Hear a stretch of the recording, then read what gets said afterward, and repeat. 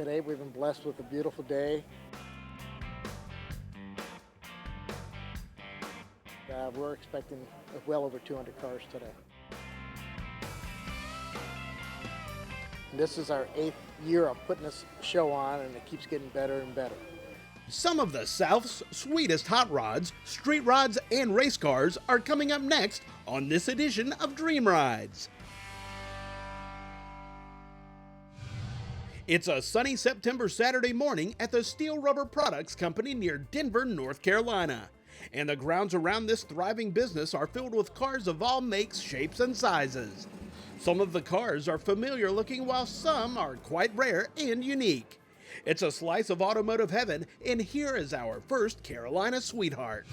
This is a 1929 Dodge DA Victoria, one of 3 known to exist. Most people don't know what it is. You know, they know it's not a Ford or a Chevrolet, but most people, they sometimes think it's a Buick or a Pontiac or something like that. Most people don't know what it is. It originally came out of Long Island, New York, had no rust, and it was in very good condition. Because there's only 3 known to exist, we were lucky and everything came on the car, so we didn't have to really find anything, because if you need something, you're not going to find it. It just doesn't exist. Pretty much the exterior is all the same, other than the paint color and adding a few trinkets here and there, like the ram on the hood ornament.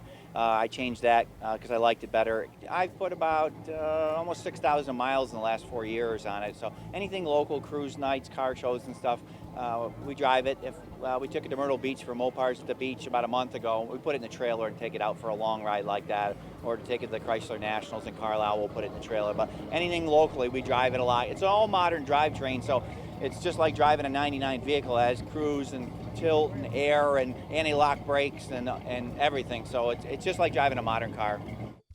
Let's keep it all in the family and check out what James's brother Ken brought to the show. We're standing in front of my 1966 Dodge Charger. The history of the car is pretty cool. I worked at the dealership. I started in the fall of '65 washing cars when I was still in high school, and I worked on it in the dealership for the first owner, and then when it was traded in 1968, I worked on it for the second owner.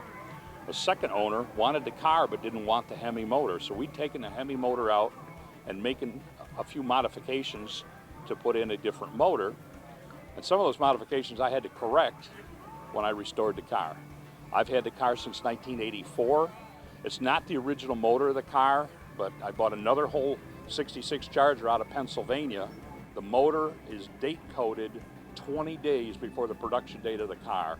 1966, there was not matching numbers. Chrysler did not VIN stamp the motors at that point, but as far as production dates, production times, that's about as close as you're going to find for an original matching motor.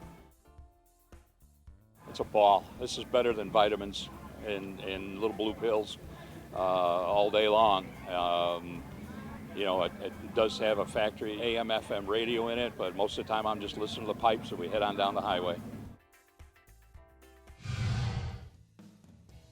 It's a replica of a 1964 289 SC Cobra. In about 1977, I started building replica Cobras. And through my affiliation in IndyCar racing, we had our own Cobra called an SB Cobra. Scott Braden was my partner. And we probably built 15 or 20 of these cars. And then unfortunately met his demise in the late 90s at Indy. And I pretty much shelved everything until I got down here about 15 years later and decided to complete one last car. The original El Cid is probably only seen once a year. El Cid was an original Dragon Snake Cobra. They called it a Dragon Snake, one of the original 5 Dragon Snake Cobras built by AC. And it's worth so much money the guy never gets it out. So I just copied the car so people could see it. It's a 1931 Cadillac V12 closed couple sedan. Oh, there was a lot of work. It went to frame down. In fact, Lynn had to buy a second Cadillac just like it, so he had a reference to be able to put the first one together. And it went through a lot of steps of getting work done. Of course, the whole drivetrain had to be done, the chassis painted, everything. It was lacquer painted, so that was months on months to be able to get this car painted. And if you look at it right now, This is the restoration that was finished about 1970. I think the first show we took to was 1974. It was a classic car club of America over at Meadowbrook, and it took a first junior, the very first time out. So did quite a job. The upholstery, he thought once he got into it, he says, well, I want to learn how to do upholstery. Went to the community college and learned how to do upholstery, and then did all the upholstery in this car. We try to keep it in good shape. It still runs. It's a fun car, but we don't drive it very much anymore. Stay with us for more of Dream Rides presented by Steele Rubber Products when we'll check out the magic inside the factory.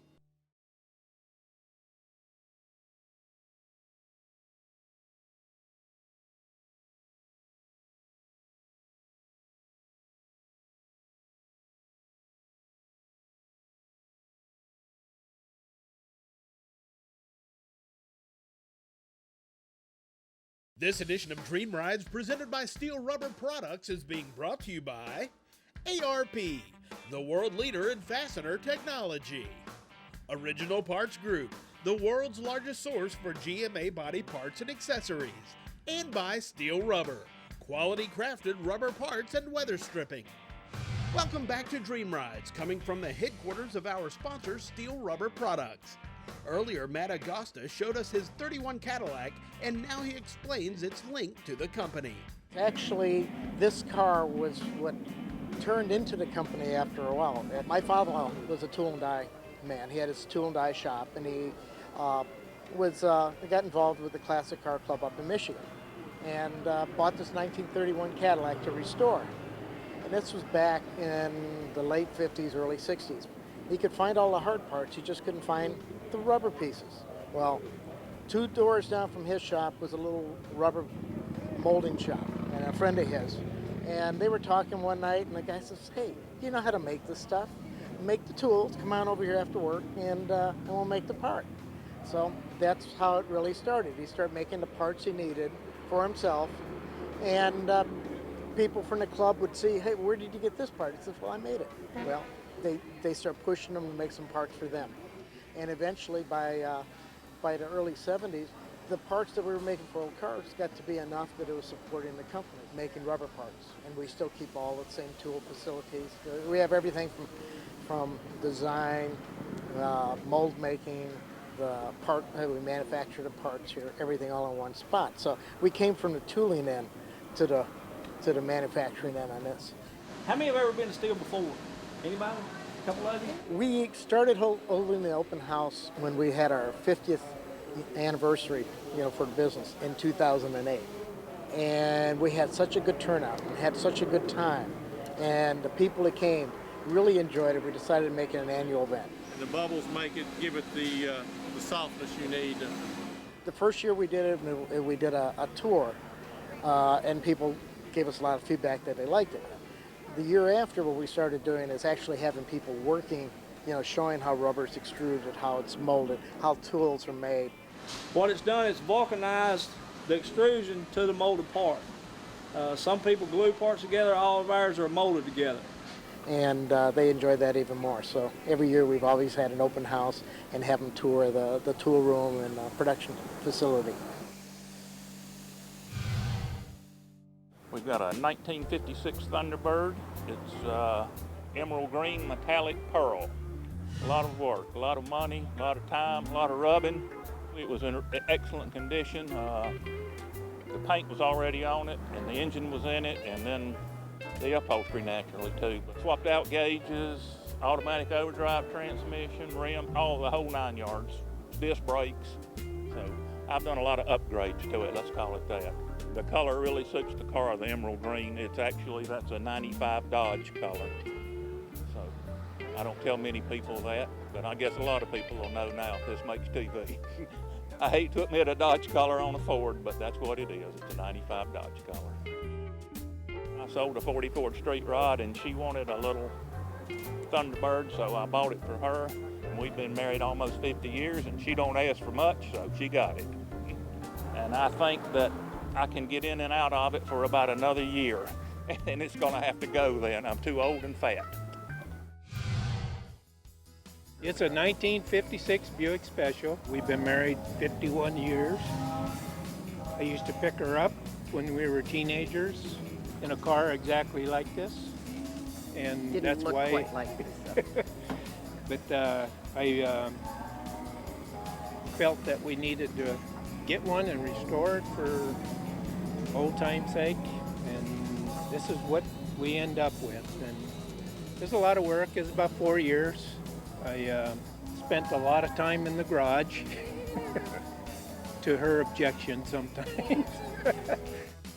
I was not on board to begin with because I remember the 56 that he used to pick me up in when I was 16 years old. I didn't quite envision that it was going to turn out this good, but I also didn't quite envision that it would take him 4 years, 12 hours a day in the barn to fix it. But I love it now, and there's lots and lots of good memories. We've had a long, long time to get ready for it, and now sometimes when we're going down the road with a 50 or 60 song on the radio, it takes us back to when we were 16 and 17 years old. The motor and everything is stock. The running gear is all stock. I lowered the car, put chrome wheels on it. The kind of things we used to do when we were teenagers that didn't cost a lot of money, you know. And this is just a link to the past, that's all. We've got plenty more of the Steele Rubber Products open house to come, including a pair of not-so-identical Corvairs. All that and more on Dream Rides.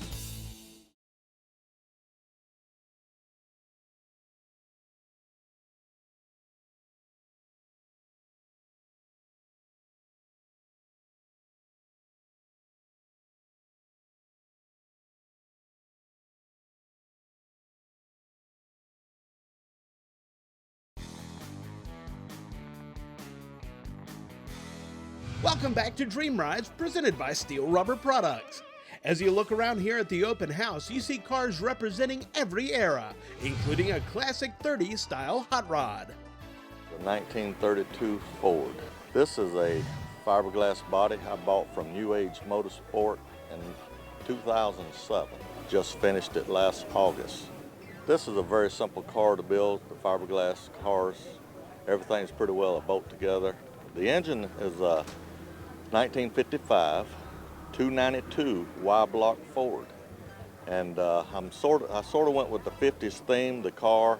So I've got the 50s Thunderbird 2.4 carburetor set up on the engine also to go with the 50s look and the Thunderbird.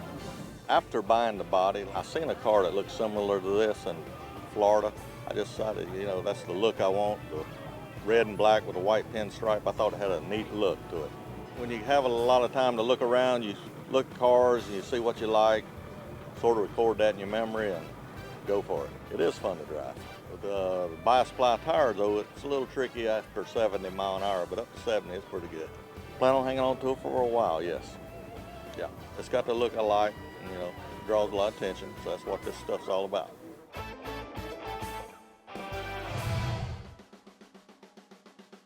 I have a 1939 Chevrolet two-door sedan, and believe it or not, this car was bought just down the road here, right around Lake Norman area, and restored the car and changed it over from an old type, the old six-cylinder cars to the street rod division, and that's where really this is a local car. It was in really good condition. Didn't put no floor pans, anything like that. It was all original stuff. Even the board in the back was really, really good. I just refinished it, put it back. It's just a perfect body for this year model of car. Took the old six-cylinder out, you know, couldn't travel very far in it. Changed it over to a 350 Chevrolet engine, a 350 turbo transmission. Just dressed it up, decked it up a little bit, and that's sort of where we're at today with it. We changed the paint on this car. Everybody asked me about the color of it. You're gonna paint it what? I said, I'm gonna paint it pearl orange, you know, and it is pearl orange from the House of Colors. And it's an eye catcher, but it turned out to be a beautiful job. A lot of work, a lot of the chrome on it is original chrome that's on the car. The strip down through the center of the hood has never been touched. It's not been re-chromed. Everything else has been. Well, the things that you got to look at too, when you get something this old and everything, most of the time your windshield rubbers, your everything like that, your door rubbers, things like that are shot.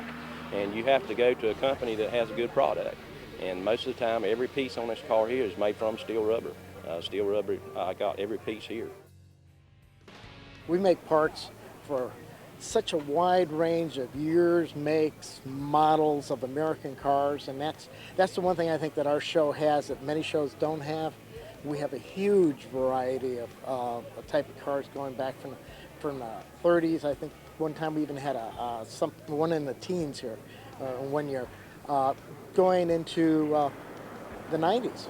You know, and even I think I saw a brand new Super Snake out here. So there's got to be, you know, we just cater to a lot of years. If it's an American-made car, then we usually have something for it. The Corvair is a car that is perfect for either competition or restoration. And here, a pair of rare examples. Got a 1965 Chevy Corvair convertible mid-engine. It's kind of something I put together when I was out of high school in 1981. I completed this car. It's got a little Chevy small block 350. Literally, I had to put a little subframe in the center of the car to support the engine, and I actually made my own conversion to adapt to the Corvair transaxle. I made my own main drive shaft and used a full-size second-all transmission out of a Chevelle, and I am running a Corvair rear-end housing, but I put my own 411 pods of gears up in it. So it's kind of a lot of machining, but it all fits inside of it. See, I've done some body flares and done electric power steering on the front end. It's got disc brake conversion. I do a lot of road racing with the car, so I've had a lot of fun with it. The car handles extremely well. It's almost literally 50% front into rear weight ratio, and it's just real fun on the track. It's got aluminum flywheel all in the engine. The engine's about an 8,000 RPM engine, so it's just a matter of how quick you want to get through the gears. And you know, top speed on this car with a 411 is only about 130, but it'll do that in a quarter. So I mean, it's pretty quick. 1965 Chevrolet Corvair Greenbrier passenger van. They're very rare. From what I understand, this is one of 5 of a 1965 that's left, and it's been fully restored, all to original. So everything works in it as it's supposed to, other than the surfboard. That's just my passion of surfing, so I had to put the board on top to compete with the Volkswagens. It's a 6-cylinder pancake air-cooled motor, and everything's all original all the way down to the oil filter. You know, when you look at the motor, it's actually nicer than it came from the factory. You just pump the gas, starts right up, and it's an automatic, which a lot of them are stick shifts, so on the dash, it's got a real unique shifter. It's either park, neutral, or a low gears for if you're in a sand area or hilly area, you can go into low like a power glide basically. But it's just a little bitty lever that comes out of the dash. You wouldn't even think it's a shifter. But there's no park. You just put it in neutral, pull the e-brake, and you're done. The badge on the side that says Greenbrier is a 2-month production from what I understood, that they only did it and then it went out of production. So that's what makes the van so rare. On top of having doors on both sides, the seat belts, the seats are removable if you want to use it as a hauler vehicle, but it's set up with no air conditioning, the motor in the back. It's very cool temperature-wise, where the old hot rods have all the heat coming off the front. You open up the vents and go down the road. Like this morning, we had to turn the vents off. It felt like the air conditioner was freezing you out. You know, we go down the road, everybody looks at it and they're like, I love that. What is it? Because they think it's a Volkswagen, because first glance it does look like it, but it's got its own, from the tail lights to the short windows, it almost looks like it's chopped. When you look at the windows, look smaller, you know, like today's cars are built versus the big panel windows and stuff like that in it. The Steel Rubber Products Open House will continue on Dream Rides with a Beetle with a touching backstory. Stay with us.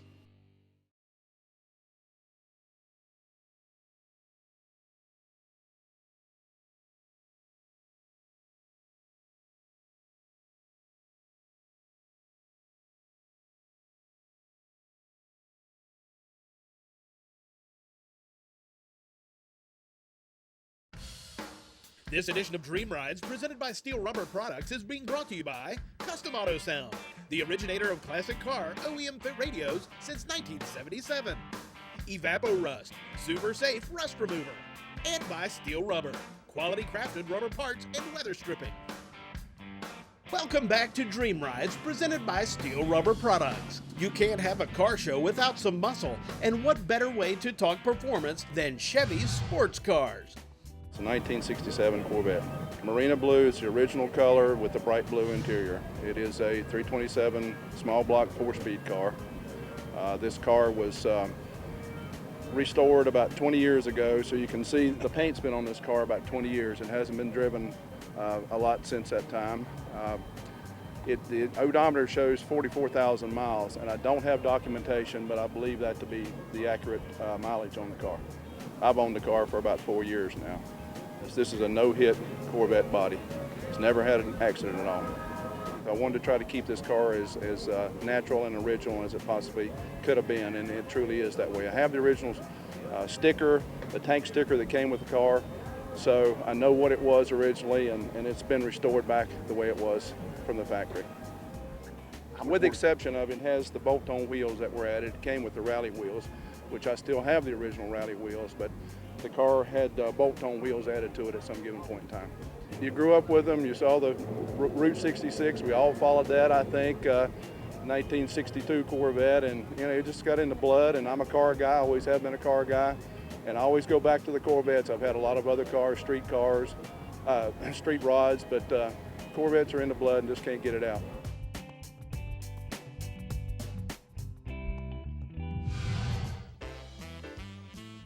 It's 1960 Ford Thunderbird. It's got the original 352 in it that I had blueprinted and stroked out to a 390. I've done nothing to it aesthetically. It's all been mechanical since I bought it. There was a few other issues other than just the motor itself that I had worked on. I did redo the brakes completely, everything. The entire front end was rebuilt. That's the extent of the mechanicals that I've had to do to it. Well, the top works pretty much like a Ford hardtop retractable. It's got a lot of switches to it. One switch will operate the trunk lid up. The next switch, when it stops, it'll bring the upper portion flap down, and it just goes on and on like that. There's about, I think there's 11 switches back there that make the top go up and down. 65 VW Bug. It was my son's car, and we've had it in the family for about 15 years. It's kind of a work of love. We lost our son 14 years ago, and so I kind of built this car around him and what he always liked, and kind of a tribute to him. It was in pretty good condition when my son had it. It was basically the same color, real close. But it didn't have near the nice paint job that it has now. The motor I had upgraded. It's still a Bug motor, but it's been built to a 1776 cc. Makes it just a good, strong daily driver. Has a little cam in it, you know, light and flywheel, and real good heads that are made and machined up in Tennessee. The interior is basically the same. So the console that was put in it was his. The wheels were his. I tried to leave the car as much him as my son as possible. Well, that winds up our visit to the Steele Rubber Products Open House.